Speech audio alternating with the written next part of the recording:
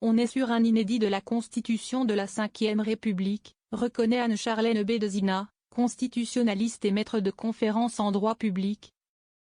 Lorsqu'on l'interroge sur le déroulé de la session parlementaire extraordinaire qui démarre le 18 juillet jusqu'au 7 août.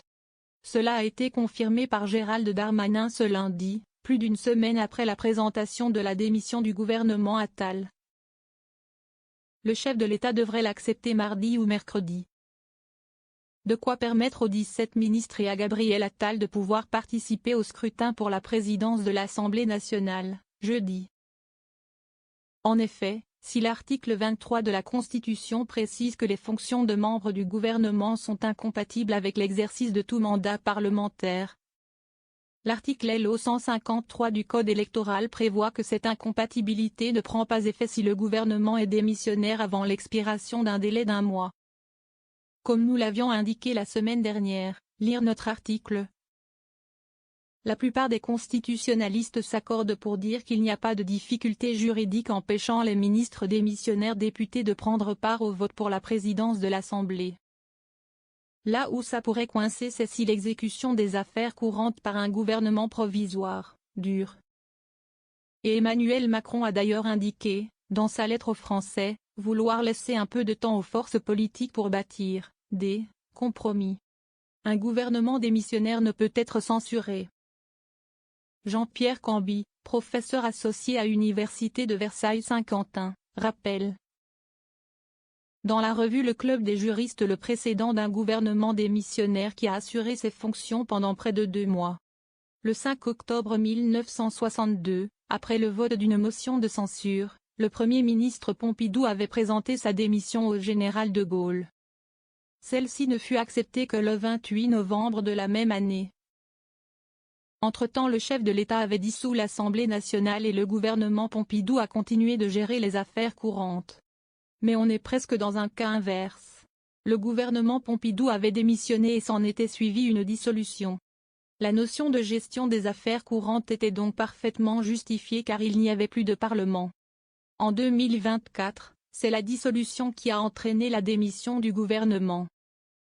L'article 8 de la Constitution, selon lequel le président de la République nomme le Premier ministre, note de la rédaction, n'oblige en rien le chef de l'État. Néanmoins, si les forces de gauche s'accordaient pour proposer un Premier ministre au chef de l'État et que ce dernier le refusait, le gouvernement démissionnaire perdrait toute sa légitimité. Analyse Anne-Charlène Bédezina. Reste la motion de censure? On ne peut pas censurer un gouvernement démissionnaire, rappelle la constitutionnaliste. D'ailleurs, pour ce qui est des projets de loi, aucun gouvernement en affaires courantes n'en a présenté sous la Ve République parce que, d'une part, toute mesure législative est tenue pour importante et politiquement sensible et, d'autre part, il peut sembler inadéquat de saisir le Parlement alors même qu'il est privé de sa prérogative la plus forte, à savoir la possibilité de renverser le gouvernement. Explique le secrétariat général du gouvernement. Qui sera dans la majorité et dans l'opposition. Les ministres d'un gouvernement démissionnaire peuvent malgré tout être amenés à prendre des actes administratifs en application de lois déjà adoptées ou prendre des mesures d'urgence. Se posera ici la question d'un contrôle du pouvoir législatif sur l'exécutif.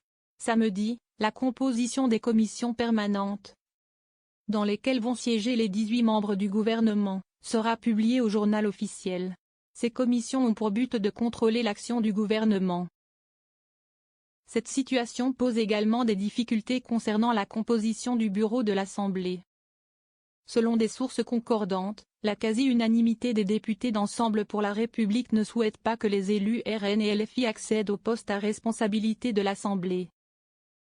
Or, le règlement de l'Assemblée prévoit que la composition du bureau de chaque commission s'efforce de reproduire la configuration politique de l'Assemblée. De même, le règlement prévoit que la présidence de la Commission des finances soit réservée à un membre de l'opposition. Mais sans la nomination d'un gouvernement, qui est dans la majorité et qui est dans l'opposition? Alors que l'article 51.1 de la Constitution reconnaît des droits spécifiques aux groupes d'opposition. La fin de semaine s'annonce haletante.